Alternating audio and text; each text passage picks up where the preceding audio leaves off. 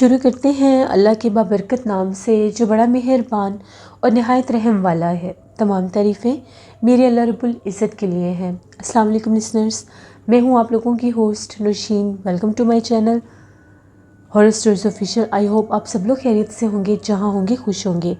आज आप लोगों के साथ मैं बहुत ज़्यादा दिलचस्प खौफनाक कहानियाँ शेयर करूँगी जिन्हें आप लोग बहुत पसंद करेंगे। ये खौफनाक कहानी है मेरी एक लिसनर नगीन गुल हैं जो कि आयरलैंड की हैं।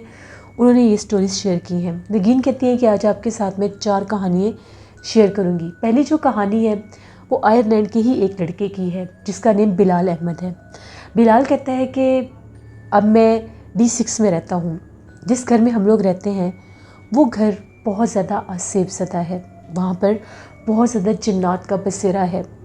वो जिन्नात ऐसे हैं कि वो हमें सोने नहीं देते, हमें आवाज़ें देते हैं, हमारे नाम पुकारते हैं। हम इतने खौफज़दा होते हैं कि जिसका कोई हिसाब नहीं। उनके असरात से हमारे काम भी मुतासर होते हैं, यानी हर काम में रुकावट आना, घर से चीज़ों का गायब हो जाना, चीज़ों को रखना कहीं और चीज़ों का मिलना कहीं और से। ये इस घर में ही हमारे साथ नहीं, हमने घर बदला भी। पहले हम D7 में रहते थे, वहाँ पर भी हमारे साथ ऐसे ही मामलात होते थे। वहाँ पर हमें वो जिन्नात सिर्फ आवाज़ें देते थे। हम 3 दोस्त थे। हम लोगों में से एक दोस्त इस जगह को छोड़कर भाग गया। हम लोगों ने ये समझा था कि शायद वो खुशहाल होगा और खुश रह रहा होगा, लेकिन नहीं, उसकी ज़िंदगी भी बहुत मुतासिर हुई। उसकी ज़िंदगी में भी बहुत सी प्रॉब्लम्स हैं, वो भी नॉर्मल नहीं है। हम लोगों ने इस बातों के बारे में बहुत से लोगों से पता करवाया तो बाद ऐसा ये पता चला कि हम लोगों के ऊपर जिन्नात को छोड़ा गया है, हम लोगों के ऊपर जिन्नात को बाकायदा भेजा गया है। अब वो जिन्नात हमारे साथ हैं या उस मकान में हमें नहीं पता, लेकिन वहाँ पर जो कोई भी आकर रहता है उसके साथ अजीबोगरीब मामलात होते हैं। वो जिन्नात हमें बहुत ज़्यादा क्लियर आवाज़ें देते हैं, हमारे नाम पुकारते हैं, कपड़े फट जाते हैं, चीज़ें गायब हो जाती हैं, रखते कहीं और से हैं तो मिलती कहीं और से हैं। हर वक्त एक खौफ सतारी रहता है। ये बिलाल अहमद की एक स्टोरी थी जो आयरलैंड से थे, जो नगीन ने शेयर की। इसी तरह से नगीन कहती हैं आज आपके साथ मैं 4 कहानियाँ शेयर करूँगी, जिनमें जो पहली कहानी है वो मेरी अम्मी के ताया अबू की है। यानी ये तब की बात है जब मेरी अम्मी बिल्कुल छोटी हुआ करती थी। तो वो बताती हैं कि उस दौर में आबादियाँ बहुत कम होती थीं। लोग ज़्यादातर पैदल ही सफ़र करते थे जो गांव में रहते थे। सवारियाँ भी नहीं होती थी। जब आबादियाँ कम होती थी तो ट्रांसपोर्ट सिस्टम तो थे ही नहीं। तो एक दफ़ा ऐसा हुआ कि उनके ताया अबू जो थे वो कहीं दूसरे गांव से वापस अपने गांव आ रहे थे।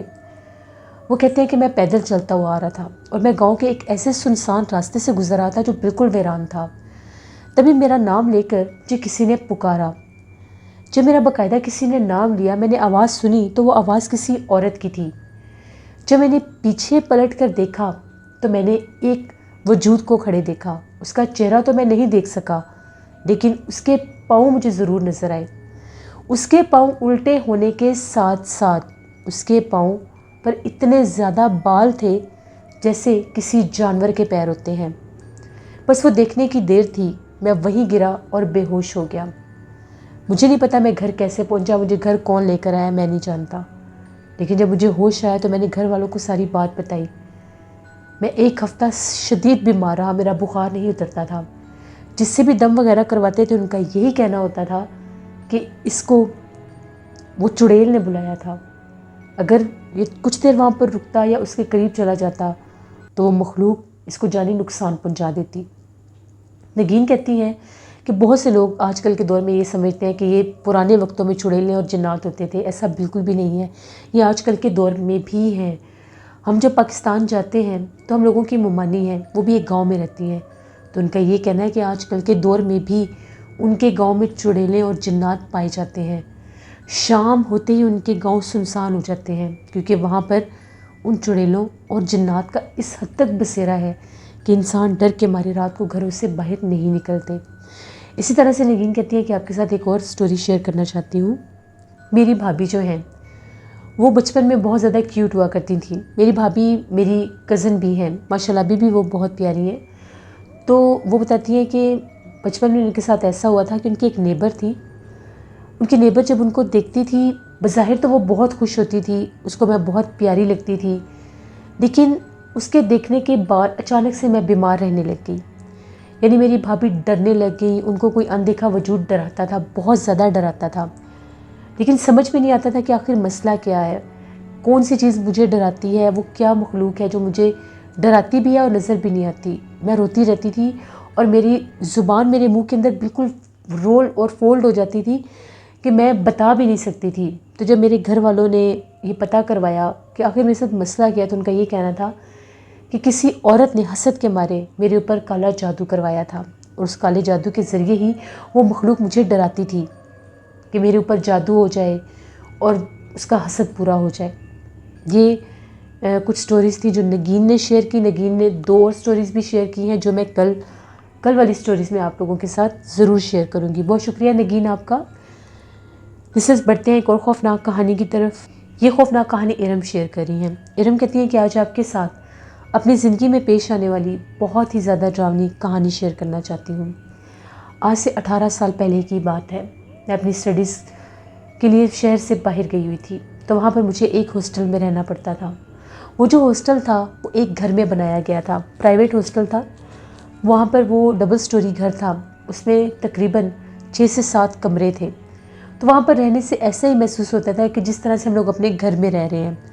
सारी गर्ल्स जो थी एक दूसरे के साथ ऐसे ही ट्रीट करती थी जैसे घर का सहन, घर का छत, घर का किचन, यही सारा माहौल था वहाँ पर। जिस कमरे में मैं थी वो कमरा बहुत बड़ा नहीं था, शायद वो किसी दौर में स्टोर रहा हो। मैंने उन्हें पहले ये कह दिया था कि मुझे ज़्यादा गैदरिंग में नहीं रहना, क्योंकि मैं ज़्यादा शोर और बहुत ज़्यादा गैदरिंग को पसंद नहीं करती थी। मैंने उन लोगों से ये ज़रूर कहा था कि चाहे कोई एक लड़की आप मेरे साथ एडजस्ट कर दें, लेकिन मुझे ज़्यादा रश नहीं चाहिए, क्योंकि मैंने पढ़ना होता था और मैं ज़्यादातर अकेली ही रहती थी। तो फिर वहाँ की जो ऑनर थी उस हॉस्टल की, उन्होंने ये कहा कि आपको हम एक अलग से छोटा रूम दे देंगे, थोड़े से उसके चार्जेस होंगे, लेकिन आप अकेली रह सकती हैं। ये चीज़ मुझे बहुत अच्छी लगी। मेरे घर वालों ने ये कहा हम चार्जेस अफोर्ड कर लेंगे, आप इसको अलग कमरा दे दें। वो जो स्टोर रूम था वो 2nd फ्लोर पर था, यानी ऊपर 3 कमरे थे और चौथा वो स्टोर रूम था, और वो बिल्कुल एक कोने पर था। उससे साथ ही 3rd फ्लोर की स्टेयर्स ऊपर जाती थी, लेकिन 3rd फ्लोर का दरवाज़ा बंद होता था। ओपन टेरेस था, तो वहाँ पर जाने की इजाज़त नहीं होती थी। एक रात की बात है, सख्त सर्दी का मौसम था और बाहर बहुत ज़्यादा बारिश हो रही थी, मूसलाधार बारिश हो रही थी। बादलों की आवाज़ बहुत खौफनाक लग रही थी। थोड़ी देर पहले अभी हॉस्टल में बहुत रश था, लड़कियों का चहक चहाना, शोर शराबा सब चल रहा था, लेकिन बारिश और सर्दी बढ़ने से सारी लड़कियां अपने अपने कमरों में जा चुकी थीं। मैं भी अपने कमरे में अकेली थी। पहले तो मैं काफ़ी देर पढ़ती रही। कमरे में विंडो भी थी, लेकिन मैंने उसे बंद किया हुआ था ठंड की वजह से। मेरे कमरे की लाइट ऑन थी। मैं अभी महसूस कर रही थी कि बाहर का कैसा मंजर होगा। तभी मेरे कानों में एक चीख सी गूंजी, जैसे किसी लड़की की चीख होती है। मैंने जब वो चीख सुनी मैं बहुत डर गई कि ये चीख किसकी है। मुझे उठकर देखना चाहिए, कहीं किसी लड़की का पाँव ना फिसल गया हो, बाहर टेरेस है, कुछ सीढ़ियों से ना गिर गई हो। मैं फ़ौरन से मैंने अपने कमरे का थोड़ा सा दरवाज़ा खोला, आगे बरामदा होता था, उसके आगे जैसे वो छत का सहन होता है वो था। जैसे मैंने बाहर झांक कर देखा, बाहर कोई भी नहीं था, किसी की आवाज़ नहीं थी, कोई भी नहीं था। लेकिन एकदम से मुझे ऐसा महसूस हुआ कि जैसे सीढ़ियों में कोई है और जैसे कोई रो रहा है, कैसे ऐसी आवाज़ आई मुझे। तो मैंने पूछा कि बाहर कौन है, लेकिन मुझे किसी की कोई आगे से जवाब नहीं किसी ने दिया। मैंने दरवाज़ा बंद कर लिया, मुझे बहुत डर लग रहा था। अभी थोड़ी देर गुजरी, फिर वैसी एक चीख सुनाई दी। जब मैंने टाइम देखा तो रात के 1:30 बज रहे थे। मुझे बहुत डर लग रहा था। मैंने सोचा कि थोड़ा सा दरवाज़ा खोलकर देखती हूँ आखिर बाहर हो क्या रहा है। जैसे मैंने डरते डरते थोड़ा सा दरवाज़ा खोल कर देखा, तो जो मंज़र मैंने देखा मैं उसे कभी भी फरामोश नहीं कर सकती। तेज़ तूफ़ानी बरसती बारिश में, मुझे नहीं पता बरामदे की लाइट किसने बंद की, बिल्कुल घुप अंधेरा था।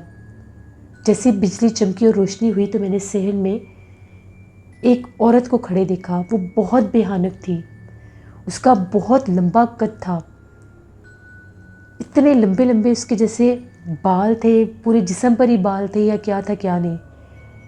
सिर्फ उसकी आंखें ऐसी थी जैसे उनमें से आग निकल रही है, अंगारे निकल रहे हैं।